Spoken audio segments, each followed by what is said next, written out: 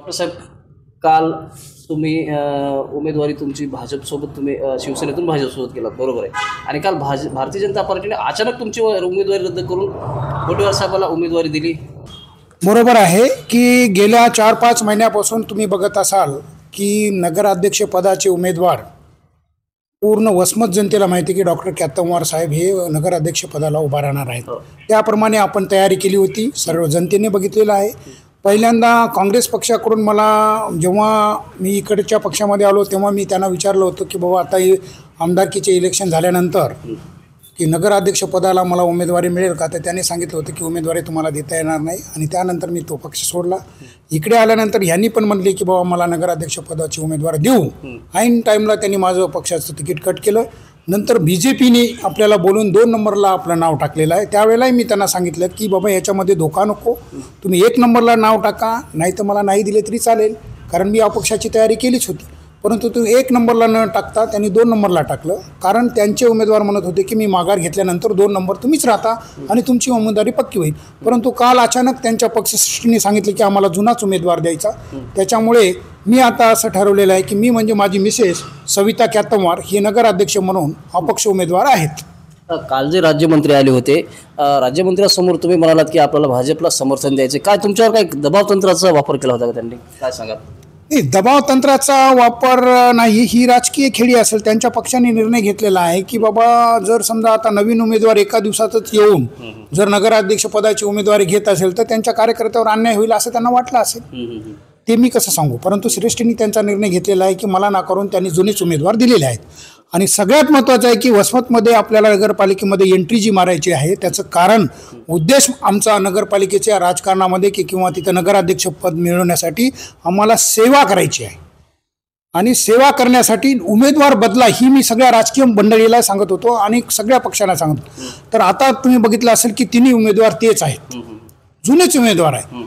आता बघितलं तर महाराष्ट्रात, भारतात जिथं जिथं जे इलेक्शन होतील तिथं उमेदवार बदललं तरच तिथं फायदा होतो आणि तो निवडून येतो. त्याचं कारण असं आहे की जुना उमेदवाराची मानसिकता काय असते की ते विकासाच्या मुद्द्यावर त्याच्या नवीन कल्पना तो घेऊ शकत नाही. आणि नवीन उमेदवार आल्यानंतर नक्कीच विकास होतो, कोणत्याही गावाचा असो, वसमतचाच नाही, जर नवीन उमेदवार असला तर नक्की गावाचा विकास होतो. तर ह्या मुद्द्याला धरून मी कुठल्याही पक्षामध्ये 2-3 पक्षामध्ये सांगितलं की बाबा अशी माझी भूमिका आहे. पण इथं काय राजकीय खेळी अशी होती की इथं नवीन उमेदवार नगरपालिकेत जाऊ नये, डॉक्टर केतनवारनी वसमत नगरपालिकेत येऊ नये, ही जर त्यांची भूमिका असेल तर ही जनता अपक्ष उमेदवार म्हणून डॉक्टर केतनवार आणि त्यांच्या मिसेस सविता केतनवार यांना निवडून देतील. आणि 3 तारखेला नक्कीच सविता मारुती केतनवार हे नगराध्यक्ष होतील अशी मला आशा आहे. एक महत्त्वाचा प्रश्न आहे, नारा आहे की घराणेशाही हटाव, अशा पद्धतीचा भाजपचा नारा. आणि आपल्या वसमतमध्ये एकाच घरातील 5 उमेदवार भाजपकडून उमेदवारी देण्यात आलेली आहे त्यांना, याबद्दल तुम्ही काय सांगाल? बरोबर आहे, एकाच घराण्यातली जास्त देणं बरोबर नाही, परंतु तो प्रश्न तुम्ही त्यांनाच विचारायला पाहिजे. त्याचं उत्तर मला कसं देता येईल आणि तुम्ही विचारा वाटतं तुम्ही प्रश्न. अच्छा, विश्वासघात म्हणण्यापेक्षा राजकीय खेळी काहीतरी होत आहे हे सगळ्यांना कळालेलं आहे की डॉक्टर केतनवारच्या मिसेस ही नवीन चेहरा नगरपालिकेमध्ये जातोय आणि ह्याला ते विरोध का करतायत तेच कळत नाही. एक तर त्यांना तिथला कारभार, माझे विकासाचे मुद्दे काय होते की बाबा कचरा, नळपट्टी, आपल्या नाली, रस्ते हे सुधारायचे आहेत आणि नगरपालिकेचा कारभार पारदर्शक करायचा. तुम्ही बघितलं असेल आता घरपट्टी भरायची असेल, नळपट्टी भरायची असेल तिथं माणूस नसतो, आपल्याला शोधून आणावं लागते.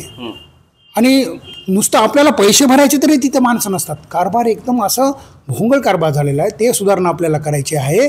म्हणून माझे विकासाचे मुद्दे, दुसरा महत्त्वाचा मुद्दा आहे की नळपट्टी, आमचा म्हणजे अपक्ष उमेदवार सविता केतनवार निवडून आल्यानंतर पहिला जर निर्णय असेल तर वसमतची नळपट्टी मी माफ करणार आहे कोणालाही, कारण पाण्याचे पैसे कसे घेता.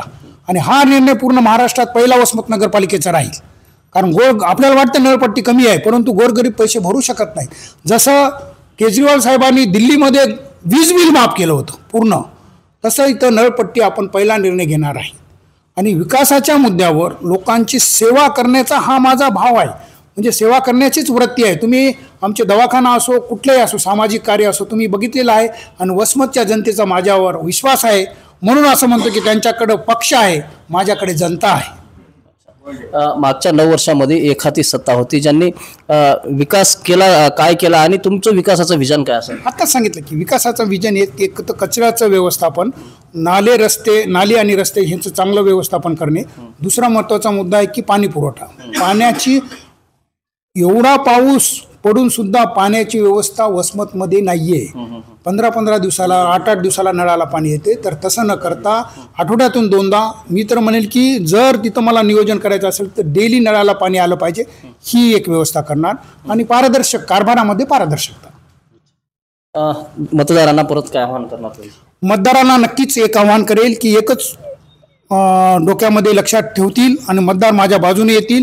त्याचं कारण असं आहे की माझा उद्देश फक्त चेहरा बदला वसमत बदला. आपल्याला वसमतचा विकास करायचा आहे. विकासाच्या मुद्द्यावर माझी भावना सेवेची आहे आणि नक्कीच ह्या वेळेला बदल घडेल अशी मला अपेक्षा आहे आणि जनतेला याला पाठिंबा द्यावा एवढी मी विनंती जनतेला करतो. शेवटचा प्रश्न विचारतो तुम्हाला. जर आता भाजपचे काय नगराध्यक्षपदाचे उमेदवार जे आहेत ते त्यांनी जर तुमची मनधरणी केली तर तुम्ही परत त्यांना समर्थन देणार का? नाही, आता तो विषय राहिलेलाच नाही. आमचा अपक्ष उमेदवार म्हणून आपण जाहीर केलेला आहे. अशी चर्चा आहे. परत चर्चेला अर्थच नाही ना, देणार नाही. एक समाज म्हणून नाही.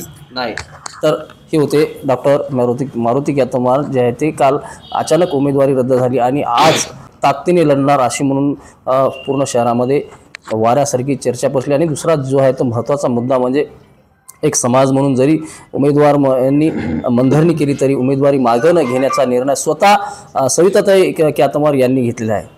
त्यामुळे आता वसमतमध्ये चौरंगी लढत होणार का असा सवालही या ठिकाणी उपस्थित होतो.